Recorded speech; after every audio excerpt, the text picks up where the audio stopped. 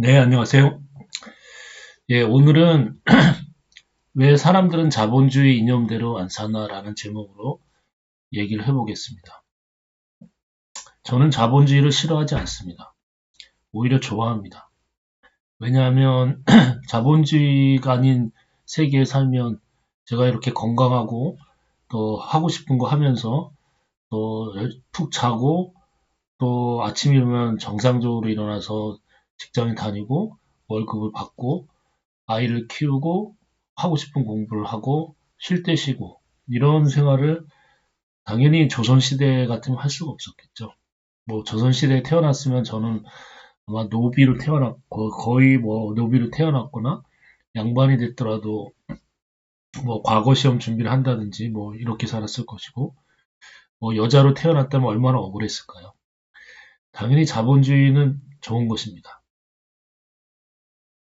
제가 이상하게 생각하는 거는 자본주의를 반대하는 게 아니라 자본주의의 이념에 우리가 충실하게 살아야 된다고 하면 그러면 왜 사람들은 행동은 거꾸로 하냐는 것입니다. 보통 사람들은 우리가 뭘 행동을 거꾸로 하냐고 물을 것입니다. 그러나 가만히 생각해 보시면 우리가 말로는 자본주의를 좋아한다고 하지만 실제로 사람들은 자본주의를 그다지 좋아하지 않습니다. 그래서 저는 자본주의가 좋은 제도라고 떠드는 사람들의 말은 하나도 믿질 않습니다. 자, 왜 그런지 한번 설명을 해보겠습니다. 첫째, 자본주의가 좋은 제도고 자본주의를 해야 우리가 잘 먹고 잘 산다면 여러분은 절대로 우크라이나 러시아 전쟁을 반대를 해야 됩니다. 우리 모두는 평화주의자가 돼야 됩니다. 왜냐하면 평화로워야만 시장이 커지니까요. 우크라이나 러시아 전쟁이 일어남으로 해서 갑자기 러시아라는 거대한 시장이 사라졌습니다. 그리고 우크라이나에서 들어오는 농산물도 당연히 문제가 생겼겠죠. 그리고 전쟁에 돈을 대느라 유럽과 미국이 그쪽에 돈을 대느라 실제로 투자할 돈이 없었을 수도 있습니다. 뭐 미국은 돈이 워낙 많으니까 그렇게 해도 남아돌겠지만 차라리 그 돈을 전쟁에 안 쓰고 기업에 투자를 했다면 더 좋았겠죠. 그렇다면 모든 자본주의를 좋아하고 좋다고 생각한다면 논리적으로 우리는 평화주의자가 되어야 됩니다. 모든 전쟁에 반대해야 됩니다. 그래야지만 이 전 세계 시장이 움직이면서 글로벌 시장이 안정적으로 유지될 것입니다. 그리고 우리는 실제로 1990년대 이후 지난 3, 40년 동안 이 글로벌 시장에서 많은 혜택을 누리며 살았습니다. 그리고 냉전이 사라지고 나니까 중국이 경제적으로 부상을 하고 나니까 우리도 선진국에 올라섰습니다. 그러니까 우리는 어떤 독재 국가건 공산주의 국가건 상관없이 우리는 시장이 개방된다면 뭐든지 다 땡큐 하면서 살아야 되고 어떤 전쟁도 반대하고 전쟁을 하는 인간은 미친놈이라고 욕을 하는 게 논리적으로 맞습니다. 왜냐하면 시장이 절대 선이니까요. 저는 시장을 반대하지 않습니다. 당연히 시장은 커져야 되고 글로벌 시장이 커져서 우리가 무역을 하면서 교류를 하면서 살아야지만 경제가 계속해서 발전할 수 있습니다. 그래서 어떤 종류의 전쟁에 대해서도 우리는 반대를 해야 됩니다. 그게 자본주의를 좋아한다는 자본주의가 맞다면 당연히 사람들이 취해야 할 행동입니다. 그런데 러시아 우크라이나 전쟁이 일어날 때 어떻게 됐습니까? 러시아가 침략을 했다고 해서 갑자기 우크라이나 편을 들고 미국이 우크라이나에 돈을 대주고 무기를 대주는 거에 대해서 찬성을 하고 러시아에 우리가 앞장서서 교역을 우리가 끊고 중단을 하는데 참여를 했습니다. 미국이 러시아를 제재를 하는데 왜 우리가 동참을 해야 되죠? 그건 반자본주의적인 행태인데요. 그래서 저는 전쟁을 좋아한다면서 전쟁을 해야 된다면서 동시에 자본주의도 좋다는 사람의 말은 앞뒤가 안 맞는 얘기라서 믿지는 않습니다. 네, 우리가 자본주의 논리대로 그대로 따라서 한다면 우리는 어떠한 종류의 전쟁에도 모두 반대를 해야 됩니다. 심지어는 이스라엘 가자 지구에서 일어나는 하마스 전쟁에서 하마스가 먼저 테러를 했다 하더라도 이스라엘이 하마스와 가자 지구를 박살내는 것을 인정할 수가 없습니다. 왜? 거기도 시장이니까. 거기도 우리가 무역을 할 수 있는 시장이기 때문에 우리는 이스라엘이 그 팔레스타인을 지배하는 것도 반대하고 당연히 거기도 평화가 정착돼서 시장이 커지는 걸 원합니다. 그러니까 우리는 이스라엘이 그런 짓을 하는 것도 반대를 해야 됩니다.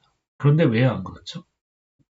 왜 신문에서는 이스라엘 편을 미국은 이스라엘 편을 들죠. 예, 우리는 뭐 잘 모르겠다고 하지만 미국은 왜 그렇게 할까요? 미국이야말로 자본주의의 가장 제일 앞서서 자본주의를 퍼뜨리는 그런 곳인데 왜 미국은 전쟁을 계속하는 거죠?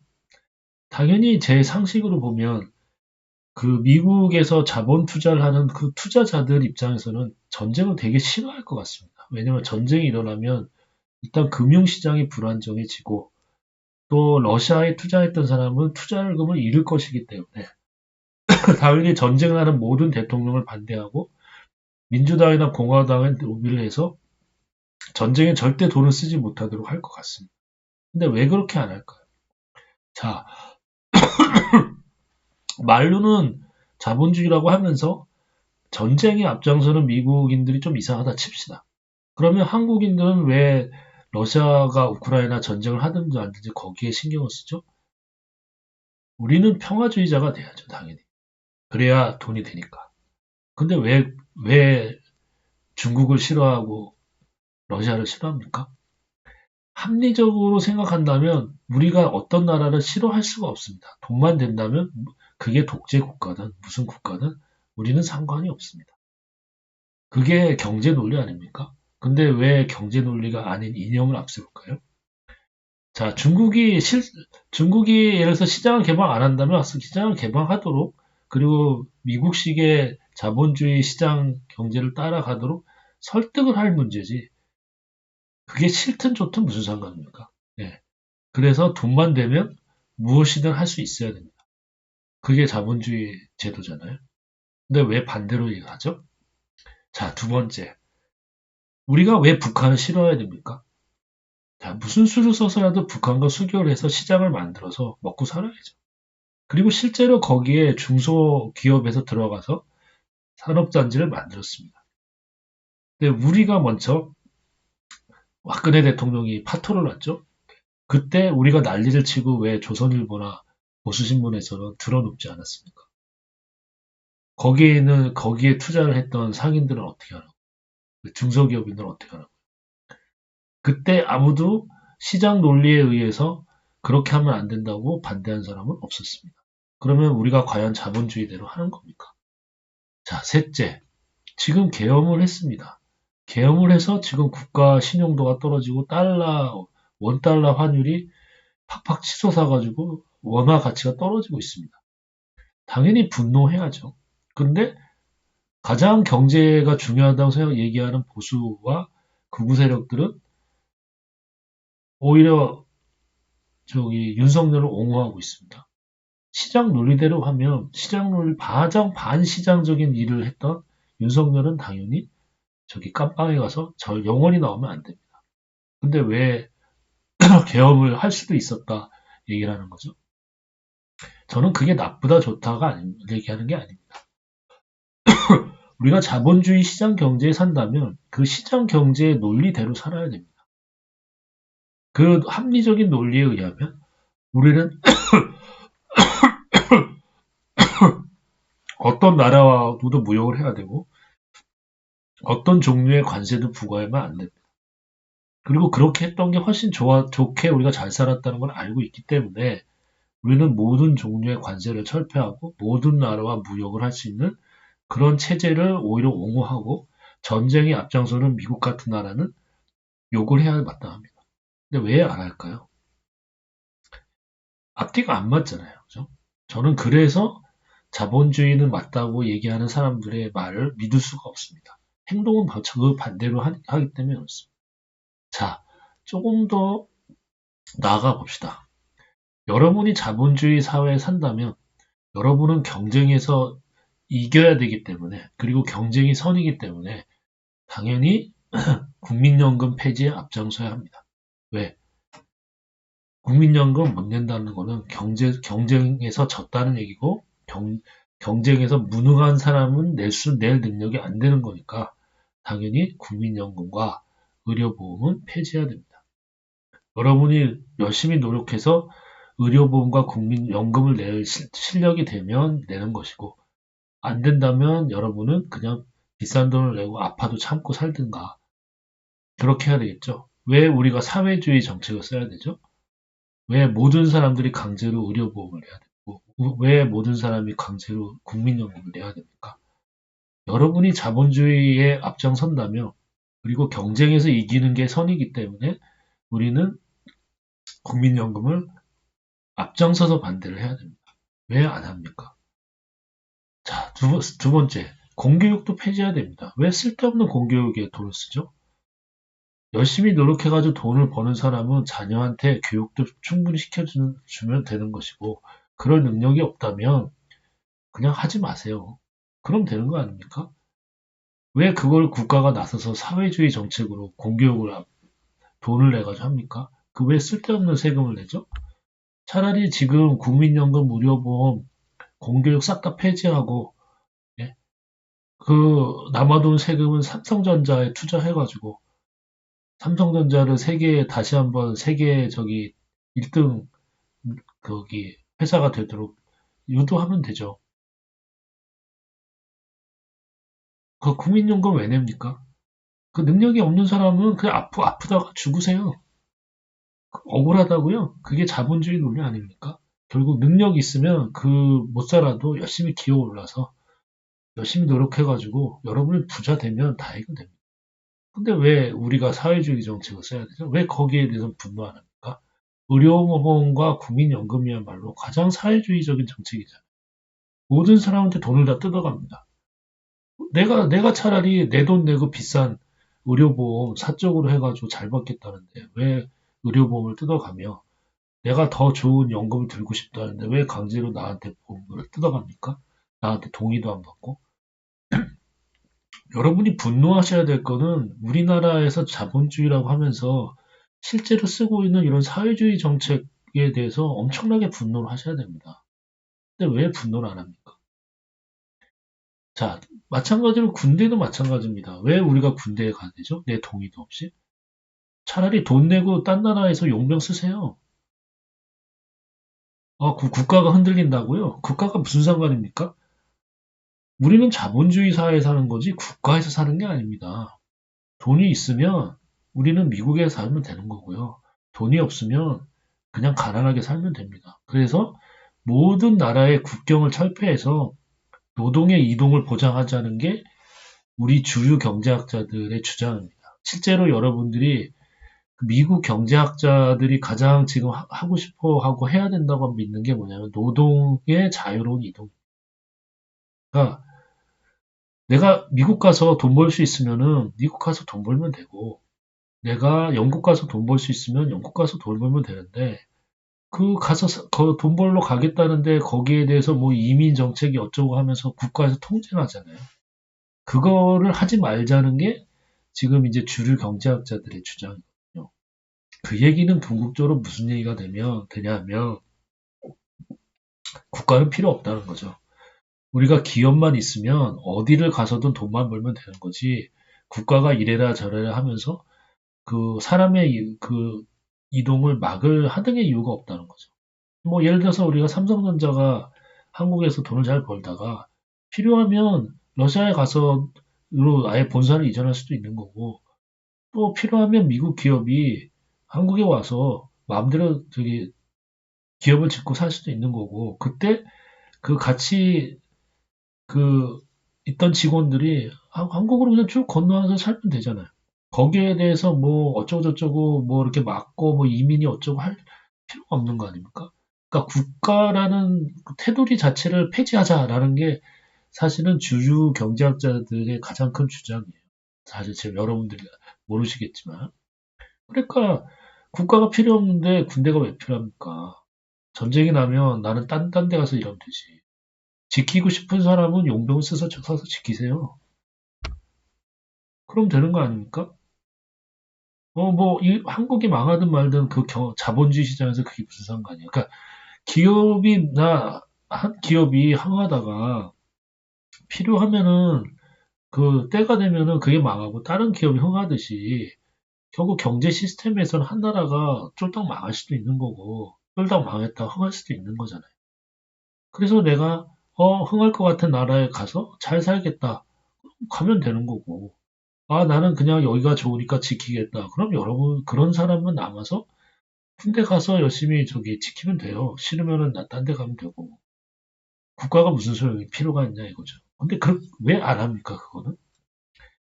자본주의의 논리대로 하면 국가가 사라져요. 사실은 여러분이 사회주의에서 이 마르크스주의만 국가 철폐를 얘기하는 것 같죠? 주류 경제학의 논리에 의하면 글로벌 시장 경제가 열리게 되기 때문에 국가는 한마디로 말해서 이런 자본을 지키는 최소한의 야간 경비원으로서의 역할만 해야지 국가가 나서서 플레이어가 돼서 뭐 전쟁도 하고 관세도 막 때리고 뭐 그렇게 하면 안 되는 거잖아요. 그러니까 이제 국가라는 개념 자체가 원래는 자본주의 시장에 의하면 사라져야 됩니다. 그리고 어디든지 가서 일을 하면 그만이고요. 예. 그리고 자본주의 시스템대로 하면 인종이 무슨 상관입니까? 왜 인종차별이 왜 있습니까? 일만 잘하면 되지. 그죠? 자, 더 심하게 얘기하면 한국이 왜 필요합니까? 우리가 돈만 낸다면 우리는 미국하고 붙어서 차라리 미국의 51번째 주로 살겠다고 미국이 한 주가 되게 해달라고 하는 게 뭐가 문제입니까? 그런 얘기하면 야, 그래 어떻게 그런 얘기를 하냐 그러겠죠. 자본주의 논리 그대로 얘기해 보자는 거예요. 경제가 제일 중요하잖아요. 경제가 제일 중요하고 경제를 해야만 먹고 하는 거잖아요. 그 나머지가 돈이 안 되는 게 뭔 가치가 있어요. 한국이라는 타임 이름이 돈을 줍니까? 그 무슨 소용이 있어요. 우리나라 그리고 역사 교육을 왜 해요? 그게 돈이 돼요? 돈이 안 되는 걸 왜 하냐고요. 그리고 지금 우리가 챗GPT나 이런 인공지능 때문에 사실 영어 같은 거 이제 앞으로 잘 못해도 다 의사소통 되고 일할 수 있는 환경이 앞으로 됩니다. 그러니까 그런 게 부담스럽지도 않아요, 이제. 우리는 그냥 비행기 타고 미국 가서 돈이 되면 거기 살다가 또 러시아도 가서 살다가 유럽권 살다가 그러면서 돈을 쫓아다니면서 재밌게 살면 되는 거지. 왜 나라라는 장벽을 만들어가지고 너는 한국이냐, 너는 러시아이냐, 너는 중국이냐 그렇게 사냐 이거죠. 자본주의 이념대로 왜 안 사냐? 자본주의 이념과 자본주의 논리 그대로 살면 우리는 정말로 천국 같은 세상이 올 거고 전쟁은 다시 일어나지 않을 거예요. 근데 정반대잖아요. 왜 그렇죠? 그리고 아무도 우리가 자본주의 이념대로 살아야 되니까 전쟁을 절대 하면 안 돼라고 말하는 사람이 있나요? 자, 다시 한번 얘기해 봅시다. 교회는 왜 갑니까? 돈이 안 되는데. 예? 지금 잘 먹고 잘 살고 돈이 되는 게 최고인데 왜 쓸데없이 교회 가가지고 시간을 낭비하죠? 여러분이 그 시간에 차라리 잠을 자거나 차라리 그 시간에 돈을 벌 궁리를 하면 되지. 아무런 돈이 안 되고 생산적인 활동이 안 되는 교회 활동은 왜 합니까? 목사는 왜 있습니까? 목사는 돈 안 법니까? 그럼? 네. 목사도 돈 벌려고 하세요. 그래서 보통 예전에 초기 기독교 같은 경우는 일하면서 목회 활동을 했잖아요. 바울 같은 거. 그렇게 하라고 하세요. 돈 벌고 남는 시간에 자기 돈 내가지고 자기가 교회 하고 11조 같은 거 왜 냅니까? 내 돈인데. 그냥 저기 예배 보고 싶으면은 어디 저기 뭐 길거리 모여서 예배 한번 보고 가면 되죠. 그런 걸 왜 건물을 사고 11조를 내고 생산적인 일을 하나도 하지 않는 목사한테 돈을 주고 이러냐고요. 자본주의 논리대로 하면. 여러분이 자본주의에 정말 충실하다면 여러분이 지금 생활하는 거는 완전 반자본주의적인 행태이잖아요. 자, 말도 안 된다고요? 저는 논리 그대로 얘기를 한 겁니다. 자, 그렇다면 여러분이 인정해야 될 거는 우리는 자본주의 이념대로 살 수가 없다는 거죠. 자본주의가 좋다고 말하지만 실제로는 우리는 정반대로 살고 있거든요. 아, 이거 대충 조금 자본주의적이면서 그래도 뭐 옛날 우리 전통대로 뭐 그런 게 아니라 실제로는 완전 반자본주의적으로 살고 있어요. 국가라는 시스템, 그 다음에 전쟁, 인종차별, 이거는 자본주의에서는 있을 수가 없는 얘기죠. 근데 자본주의가 생기면서 사실은 인종차별이 생긴 거거든요. 자, 국가 간의 이 엄청난 전쟁, 냉전, 이런 거 자본주의 때문에 생긴 거잖아요. 자, 우리가 중국을 미워하고 러시아를 미워한다. 이거는 예전에는 없었어요. 예전엔 귀족들 간의 싸움이었고, 왕들 간의 그 대립이었지, 국민들이 뭐, 거기 뭐, 러시아가 어쨌거나, 어디가 어쨌건 관심이 없었어요, 솔직히. 근데 이제 국민국가라는 개념이 생기면서 국가와 국민이 일체가 되니까, 그다음부터 이제 영국인들은 러시아를 미워하고, 미국인들은 뭐 중국인을 미워하고, 아무런 관련도 없는 한국인들도 덩달아서 중국인과 러시아를 미워하는 국민국가라는 개념이 생겼잖아요. 이것도 이제 자본주의 시스템에서 생긴 거라는 거죠. 그 가장 반자본주의적인 행태예요. 왜냐하면 시장이 커져야 돈을 버는데 시장이 될 나라들 적대시한다면 그게 완전 반자본주의죠. 왜 우리는 그러면 자본주의 이념대로 살지 못하나? 살 수 없어요, 실제로. 왜 그런가? 그게 정말 중요한 문제. 왜냐하면 우리가 돈을 위해서 사는 게 아니고, 실제로는 우리 사는 방식, 우리가 원시시대 때, 구석기 시대 때부터 지금까지 우리가 사는 방식은 실제로는 돈이 있으면 잘 산다는 그냥 추상적인 얘기고, 실제로 우리는 살기 위해서 하나의 그 그룹, 계급 안에서 항상 살게 됩니다.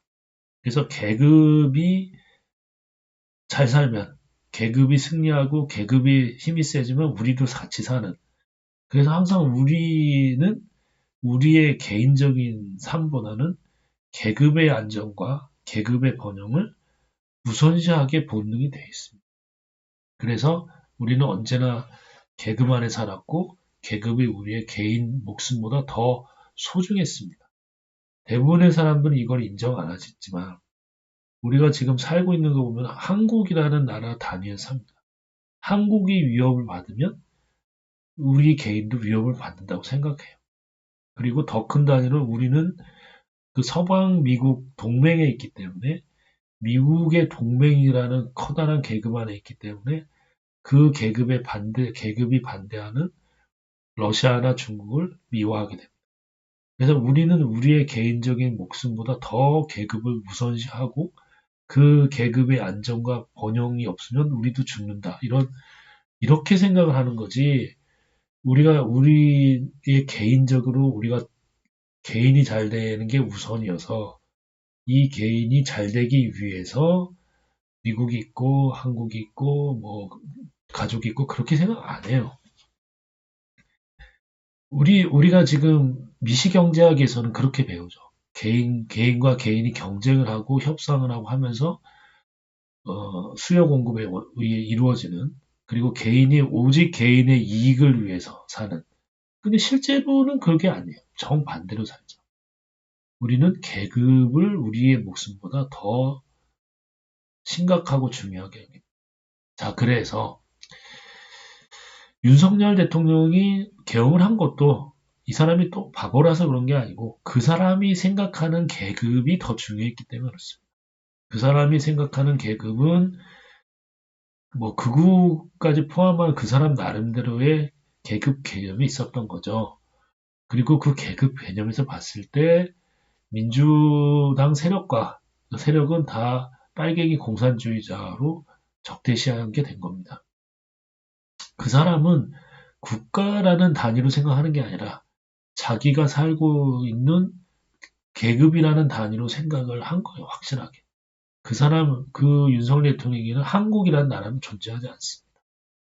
그리고 실제로도 우리는 나라라는 단위로 살지 않아요. 우리는 민주당, 보수당, 좌파, 우파 하면서 나름의 계급 안에 살지, 한국이란 나라에서 그냥 약간의 생각의 차이구나 그렇게 생각하지 않습니다. 우리는 상대를 증오합니다. 왜? 위협을 받으니까. 우리의 계급을 위협하는 세력이 있구나. 그러면 그때부터 우리는 그 단위를 쪼개기 시작합니다. 그건 이제 독일도 똑같았죠. 나치 시대의 독일이나 유럽 같은 경우도 그 전까지 국민국가가 성립되기 전까지는 유대인에 대한 특별한 이렇게 차별이 예전에 간간히 있었지만 심각하게 생각하지 않았습니다. 그러나 일단 자기 머릿속에 국민국가라는 개념이 성립하니까 그다음부터 배제되는 세력이 생기는 거예요. 그게 유대인이었던 것이고 미국에서는 흑인들이었죠. 그래서 그렇게 봐야 우리가 이제 19세기부터 지금까지의 인류 역사가 자본이 발전하면서 정반대의 반자본주의적인 행태가 왜 일어났는지를 비로소 이해할 수가 있습니다. 그러니까 마르크스가 얘기했던 계급과 계급의 투쟁이다 라고 하는 말은 진실입니다. 나라라는 단위는 존재하지 않습니다. 우리는 항상 어떤 계급의 이익과 안정을 최우선으로 해서 삽니다. 그래야지만 나라는 작은 개인의 목숨도 보장이 되기 때문에 그렇습니다. 우리는 그렇게 집단적으로 살아온 동물이기 때문에 우리가 아무리 이성적으로 개인이 경쟁을 해서 하는 자본주의 사회를 떠들어 봤자 우리는 항상 행동 자체와는 무의식적으로 계급 위주로 돌아가게 돼 있습니다. 그래서 우리 인간의 진실은 우리는 한 개인으로 사는 게 아니라 계급으로 산다. 한 계급에 속하고 그 계급을 위해서 목숨을 바치는 그런 식으로 우리는 삽니다. 만약에 외계인이 온다면 인간이 볼 때 가장 이상하게 생각할 거는 자기 개인의 목숨이 무엇보다 소중한데 전쟁이 일어나면 당연히 가서 총을 들고 목숨을 바쳐 싸운다는 거예요. 나 같으면 저기 산으로 툭 껴서 도망가 버립니다. 북한이 쳐들어온다고요? 도망가죠. 땅굴을 파도 숨든 무슨 짓을 하더라도 숨어야죠. 아니, 나부터 살아야지 국가가 망하건 말고. 그게 나하고 무슨 상관인데. 네? 그게 뭔 상관인데요. 내 목숨이 제일 소중하고 내 돈이 최고죠. 전 당연히 저기 북한이 쳐들어와서 만약에 이제 북한이 다 점령했다. 그러면 저는 북한 사람으로 살 거예요. 왜냐면 믿든 안 믿든 싫든 좋든 나도 살아야 될 거 아니에요. 그렇게 살 거예요, 저. 그래야 마땅한데 우린 그렇게 안 살잖아요. 왜냐면 우리의 계급의 단위가 있기 때문에 그런 거예요. 그래서 우리는 예를 들어서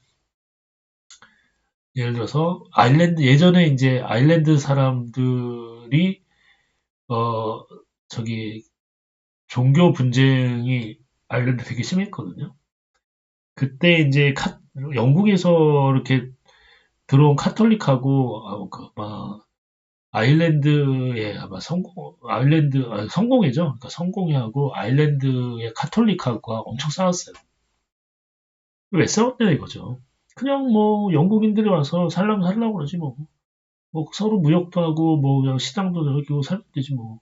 근데 그게 아니잖아. 영국인들끼리 똥똥 묻혀가지고 아일랜드를 밀어내려고 그러고. 아일랜드인들은 그렇게 하면 실제적인 위협을 받잖아요. 왜 그러냐 이거죠. 결국은 우리는 본능적으로 두 계급은 절대로 하나가 될 수 없다라는 걸 알고 있잖아요. 예를 들어서 우리가 일제시대에 살았어요. 일본인들이 한국에서 살든지 말든지 우리는 둘이 평화롭게 사세요.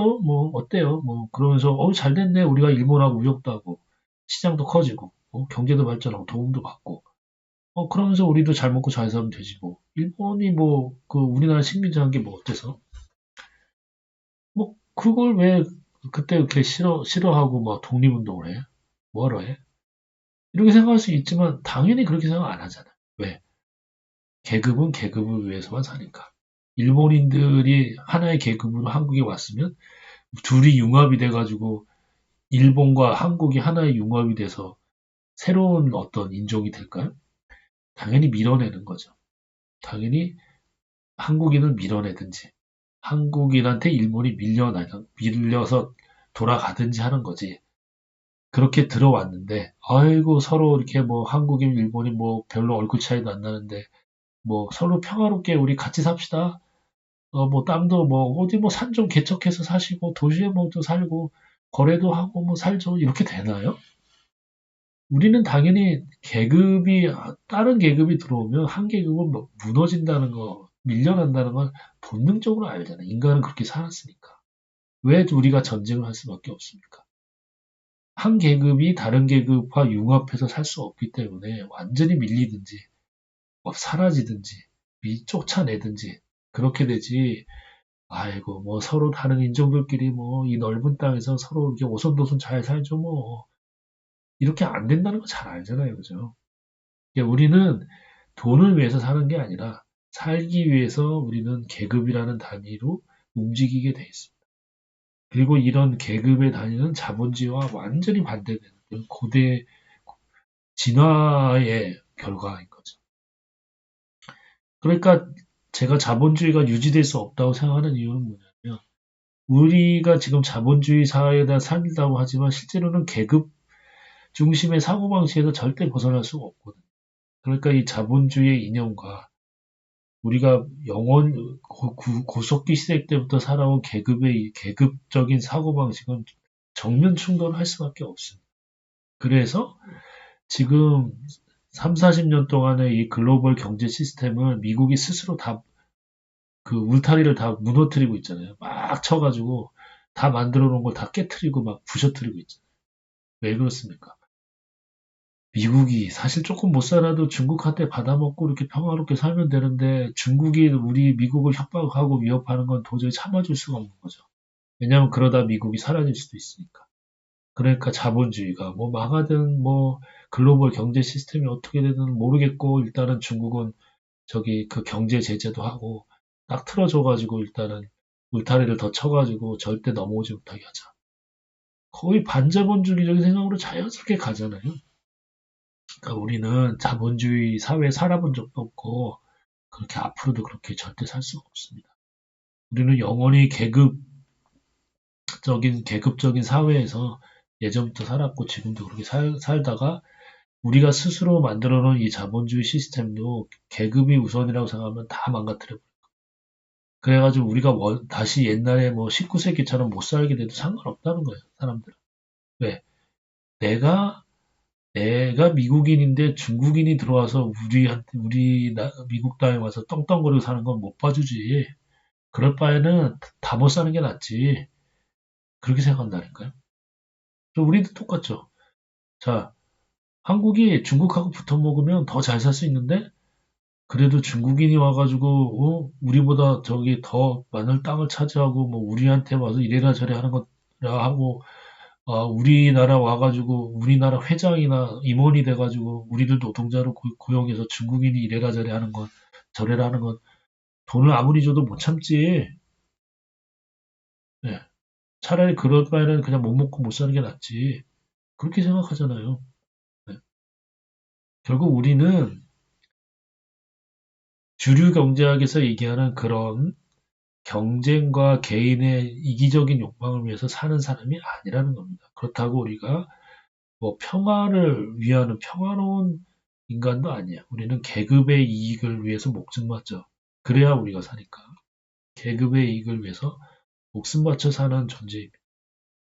그래서 솔직히 이제 그 신약 성경에 예수가 와서 뭐 아무리 좋은 얘기를 해도 교회는 다시 그 계급의 이익을 위해서 유럽인의 이익, 뭐 카톨릭의 이익, 뭐 프로테스탄트의 이익 이것을 위해서 갈라진 거죠. 인간은 어쩔 수 없는 거예요. 인간이 어느 날 갑자기 바뀌어서 평화의 천사가 돼서 계급이란 것이 머릿속에서 완전히 사라지는 그런 날은 절대 올 수가 없습니다. 네, 그렇습니다. 우리, 네, 저는, 여러분들한테 이 생각의 그 틀을 좀 깼으면 좋겠다는 거예요. 현실을 냉정하게 바라보면 우리는 우리가 말하는 거하고 정반대로 살면서 말로는 우리가 그것을 그렇게 살고 있다고 얘기하는 경우가 많은데 저는 사람의 말을 믿지 않습니다. 행동을 가만 보면 영 딴판으로 살거든요. 그래서 그 사람의 행동과 몸이 말해주는 것만 믿습니다. 그렇게 쭉 보면은 마르크스의 말은 늘 옳죠. 왜냐하면 마르크스는 국민 경제, 뭐, 국민 국가 그런 얘기 하지 않았어요. 계급을 얘기했거든요. 아주 냉정하게. 네, 마르크스는 냉정하고 똑똑한 사람이었다고 봐요. 그리고 진실을 아는 사람이었죠. 지금의 오히려 주류 경제학자들은 뭐라 그럴까, 자기 논리에 취해가지고, 어떻게 보면은 당연한 진실을 못 보는 거죠. 저는 그런 입장에서는 되게 비관적입니다. 인간의 원래 타고난 본성이 이런 합리적이고, 그리고 체계적인 어떤 시스템을 만들어서 인간이 그 시스템에 적응하는 그런 거에 전혀 맞지가 않아요. 진화한 존재. 그렇게 집단으로 사는데 진화한 존재가 이런 전혀 다른 합리적으로 움직이는 이 합리성의 토대에서 움직이는 이런 시스템에 적응할 수는 없습니다. 예, 그래서 인간은 이 시스템 적응 못하고 결국은 스스로 몸을 망가뜨려서 결국은 망하고 말 거다. 이렇게 생각합니다. 예, 이상입니다.